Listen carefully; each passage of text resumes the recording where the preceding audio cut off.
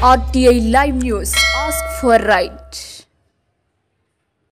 పార్వతీపురం నియోజకవర్గం బలిజుపేట మండలం చిలకలపల్లి గ్రామస్తులు ఎమ్మెల్యే బోనెల విజయ్ చంద్రకు మంగళవారం సాయంత్రం బ్రహ్మరథం పట్టారు. ఎన్నికల ముందు ఆ గ్రామానికి వచ్చిన ఎమ్మెల్యేకు ఎన్టీఆర్ కాలనీ ప్రజలు విద్యుత్ సమస్యలతో ఎంతో కాలంగా ఇబ్బందులు పడుతున్నామని, తమను ఆదుకునే నాదురే కరువయ్యారని వారు మొరపెట్టారు. అధికారంలోకి వచ్చిన వెంటనే మీ సమస్య పరిష్కరిస్తామని ఎన్నికల ముందు చెప్పిన హామీ ఎమ్మెల్యే అధికారంలోకి వచ్చిన అనతి కాలంలోనే ఆ వీధిలో విద్యుత్ వైర్ల మార్పిడికి 42.5 లక్షలు మంజూరు చేయించడంతో వారంతా ఎమ్మెల్యేను పూలమాలలు శాలువాతో సత్కరించి ఘన స్వాగతం పలికారు. ఎంతో కాలంగా వైర్లు మార్పిడి చేయనందున ప్రాణ నష్టం జరిగిందని, తమ దయ వల్ల తామంతా ఊపిరి పీల్చుకున్నామని అక్కడి ప్రజలు, మహిళలు ఎమ్మెల్యేకు కళచరణం చేసి కృతజ్ఞతలు తెలియజేశారు. ఈ సందర్భంగా ఎమ్మెల్యే అక్కడి ప్రజలతో మాట్లాడారు. ఈ గ్రామానికి చెందిన వ్యక్తి ఎమ్మెల్యేగా 5 ఏళ్లు పనిచేసి ప్రజలను ఏమాత్రం పట్టించుకోలేదని, ఆ మాజీ ఎమ్మెల్యే చేసిన అవినీతి అక్రమాలు పార్వతీపురం నియోజకవర్గ ప్రజలందరికీ తెలుసునని, ఈ విషయం ప్రజలు తెలుసుకోవాలని ఎమ్మెల్యే సభాముఖంగా తెలిపారు. ఈ కార్యక్రమంలో ట్రాన్స్కోఎస్ ఈ చలపతిరావు, డిఈ గోపాలరావు నాయుడు, ఏడీఏ రమణారావు, తెదేపా మండల అధ్యక్షులు పెంకి వేణుగోపాల నాయుడు, అరకు పార్లమెంట్ తెదేపా బీసీసీఎల్ అధ్యక్షులు బి రామ్మోహన్ రావు, సంజీవరావు, మండల పెద్దపాపి నాయుడు, సంబాన గౌరు నాయుడు, తెదేపా క్లస్టర్ ఇన్ఛార్జీలు రాంబాబు పాల్గొన్నారు.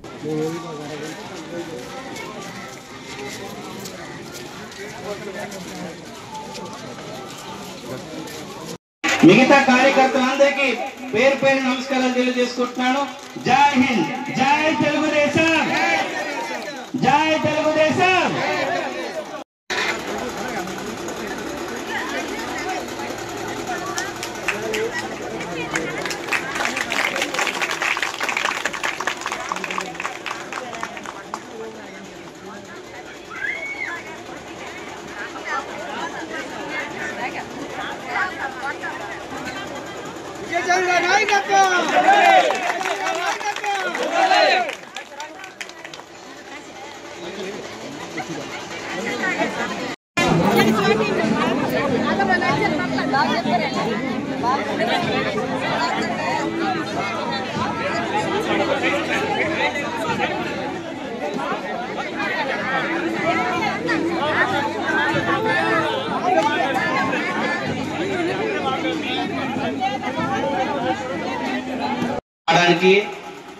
మీతో అందరితో మళ్ళీ మాట్లాడడానికి 2 ప్రధాన కారణాలు.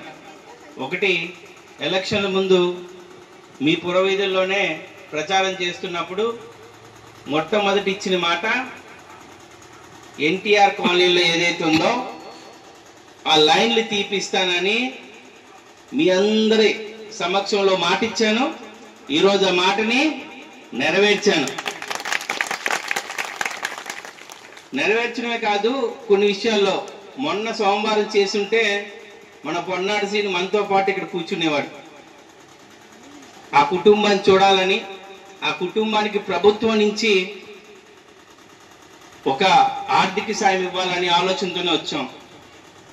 డిపార్ట్మెంట్ నుంచి 5 లక్షలు ఇవ్వడానికి సిద్ధంగా ఉన్నాం. అలాగే ప్రభుత్వం నుంచి, పార్టీ నుంచి కూడా ఆ కుటుంబాన్ని ఆదుకోవడానికి ప్రత్యక్షంగా ఈరోజు ఇంటికి రావడం జరిగింది.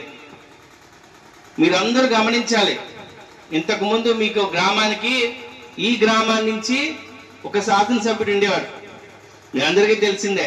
ఆయన పేరు మీ ఊర్లో ఇంకో పేరు అయితే పార్వతీపురంలో ఆయన పేరు బోల్డ్ పేర్లు ఉన్నాయి. ఆయన పేరు కబ్జా రావని ఒకటి, ఇంకో పక్కేమొచ్చి పప్పలు రావని ఒక పేరు ఒకటి, ఒక్కొక్కరు ఒక్కో పేరు పెట్టి పిలిచేవారు. మామూలు పేర్లు కాదు. పార్వతీపురం టౌన్కి వస్తే మీ ఇంతకు ముందు శాసనసభ్యుని పేరు విపరీతంగా ఉండేవి. ఆ పేరుతో ఏం చేశాడో తెలీదు. పార్వతీపురాన్ని ఇందాకలా చాలా మంది పెద్దలు రెవెన్యూ గురించి మాట్లాడారు. మీ ఊరు రికార్డులు కూడా మాయమైపోయాయి. మీ ఊర్లో ల్యాండ్ ఎవరిదో కూడా తెలీదు. ఈ రోజు పండిస్తున్న నీ పంట, నీ పొలం కూడా నీ పేరునుందో లేదో కూడా తెలియదు. గత 5 సంవత్సరాల్లో చెయ్యని అకృత్యం లేదు, చెయ్యని అన్యాయం లేదు. మీ ఊర్లో పెట్రోల్ బంక్ ఉందంట. ఆ బంకులో 1 కోటి రూపాయలు డీజిల్ కొట్టించారంట, ఇది కొట్టించారంట. ఇప్పటికీ అధికారులకు అర్థం అవట్లేదు. చిలకలపల్లిలో పెట్రోల్ బంక్ ఎక్కడ ఉంది, 1.5 కోటి పెట్రోల్ ఎక్కడ కొన్నారు, 1.5 కోటి డీజిల్ ఎక్కడ కొన్నారు? డీజిల్ లేదు, పెట్రోల్ లేదు, ఏది లేదు. కానీ అన్ని డబ్బులు కానీ ఆడింట్లో ఉన్నాయని ప్రత్యక్షంగా తెలిసింది. కొత్తగా కమిటీ వచ్చింది. ఆ తిన్న ప్రతి డబ్బును కూడా కక్కిస్తాం. పందికొక్కుల్లా తిన్నారు చెప్తున్నా. పందికొక్కులు ఎలాగైతే తింటాయో అంగన్వాడీ టీచర్లకు తెలుసు మన రైస్ మనం ఏమైనా అడిగితే ఎలకలు ఎలాగైతే పాడు చేస్తాయో మీ గ్రామాన్ని పందికొక్కుల్లాగా తిన్నారు. ఈ విషయాన్ని మీరు మర్చిపో అవసరం లేదు, గుర్తుపెట్టుకోండి. రికార్డులు మాయం, డబ్బులు మాయం. ఏ రియల్ ఎస్టేట్ లో చూడండి, ప్రతి దాంట్లో ఆయన హస్తం ఉంటది. ఎక్కడ లేఅవుట్ వేసినా దానికి ఒక భాగం ఉంటది, ఎక్కడ చెరువు కప్పున అందులో భాగం ఉంటది. ఇది గత శాసనసభ్యుని వ్యవహారం. మీ అందరూ కూడా రాష్ట్రం మొత్తం కూడా ఆలోచించారు. ఓకే, మాకు స్వతంత్రం లేదు, రాష్ట్రం అతలాకుతలం అయిపోయింది, ఏం చేయాలని పరిస్థితిలో రాష్ట్రం మొత్తం ఎన్డీఏ కూటమికి తెలుగుదేశం ప్రభుత్వం తిరిగి తీసుకురావడం జరిగింది. తీసుకొచ్చిన వెంటనే ప్రభుత్వం ఏం చేసింది, 4000 పెన్షన్ గత 3 నెలలకి కలుపుకొని మీ అందరికి ఇవ్వడం జరిగింది. ప్రతి నెల 1వ తారీఖుని సూర్యుడు రాకుండా ముందే, ఇంకా మీ నిద్రపోక ముందే తలుపులు కొట్టి పెన్షన్ ఇస్తున్నామా లేదా? అలాగే ఏదైతే మనకి దీపం పథకం 2లో ఎవరైతే అర్హులు ఉన్నారో ప్రతి ఒక్కరికి సిలిండర్ ఇవ్వడం జరిగింది. ఇప్పుడు రీసర్వేలు చేయించి మళ్ళీ మీ ల్యాండ్లు మీకు ఇవ్వడం జరుగుతుంది. రేపటి నుంచి మీ పిల్లలకి మళ్ళీ తల్లికి వందనం కింద ప్రతి ఒక్క చదువుకున్న పిల్లవాడికి కూడా డబ్బులు ఇవ్వాలని ప్రభుత్వం ఆశించింది. మీ ఆడవాళ్ళకి జూన్ నుంచి మళ్ళీ ఆర్టీసీ బస్ ప్రయాణం. అంటే ఒక వినాశనం నుంచి వికాసం వైపు నడిపిస్తున్న వ్యక్తి నారా చంద్రబాబు నాయుడు గారిని గుర్తుపెట్టుకోవాలి. మొత్తం వినాశనం అయిపోయింది, మాకే అర్థం అవ్వలేదు. ఎమ్మెల్యేలుగా గెలిచామే కానీ మొత్తం అంతా ఊడ్చేశాడు, ఆంతం కూడా అసలు అద్దె చేశాడు. ఇంతకు వరకు ఎప్పుడు లేని విధంగా ప్రభుత్వ ఆస్తులు తనఖా పెట్టుకున్న పరిస్థితి గత 5 సంవత్సరాల్లో. వైజాగ్ కలెక్టరేట్ తనఖా, విజయనగరం కలెక్టరేట్ తనఖా, ఎంఆర్ ఆఫీసులు తనఖా, లాస్ట్ కి కొన్ని స్కూల్స్ బిల్డింగ్లు కూడా స్థలాలు కూడా తనఖా పెట్టుకున్న పరిస్థితి గత ప్రభుత్వాన్ని. లైన్ పెట్టుకున్నారు, మేము చంద్రబాబు నాయుడు గారు ముఖ్యమంత్రి అయ్యారు కాబట్టి ఈ రాష్ట్రంలో నిధులు పడతాం, ఈ రాష్ట్రంలో కంపెనీలు పడతాం. దానికి నిదర్శనమే వైజాగ్ లో టీసీఎస్ కంపెనీ. వైజాగ్ లో విపరీతమైన మనకి ఇండస్ట్రియల్ సెక్టర్ లో కంపెనీలు వస్తూనే ఉన్నాయి.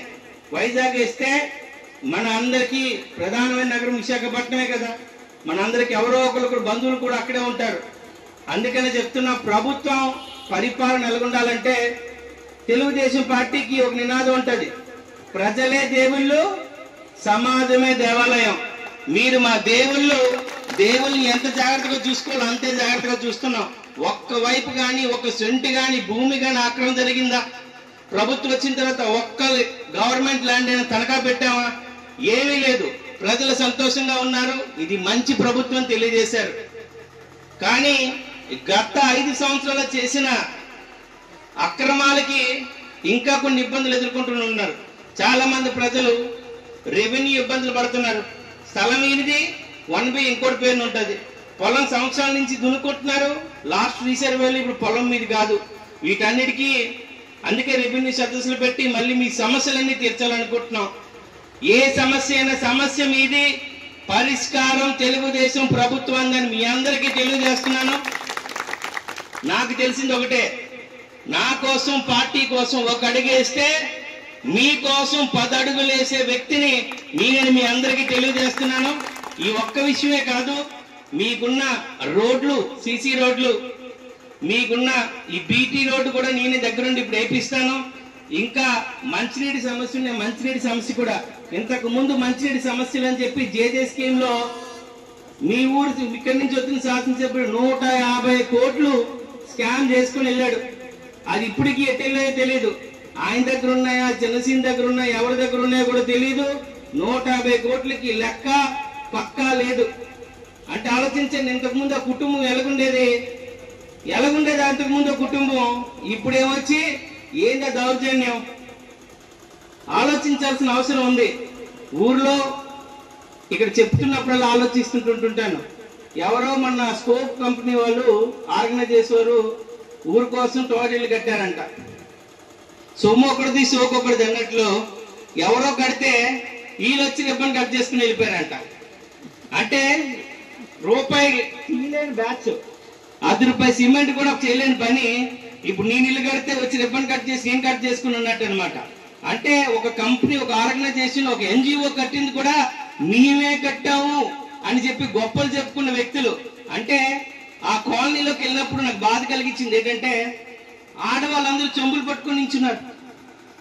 అదే టైంలో మేము వస్తున్నాం, పాపం వాళ్ళందరినీ చూసి లైట్లు ఆపేసేంట్రా బయటకు వెళ్దాం అంటే ఒక ఎమ్మెల్యే ఉన్న ఊర్లో వాళ్ళ సొంత వీధిలో ఆడవాళ్ళకి టాయిలెట్ కట్టలేనాడు ఈ యొక్క పార్వతీపురాన్ని ఏం చేశాడు అనేది మీరు ఆలోచించుకోండి.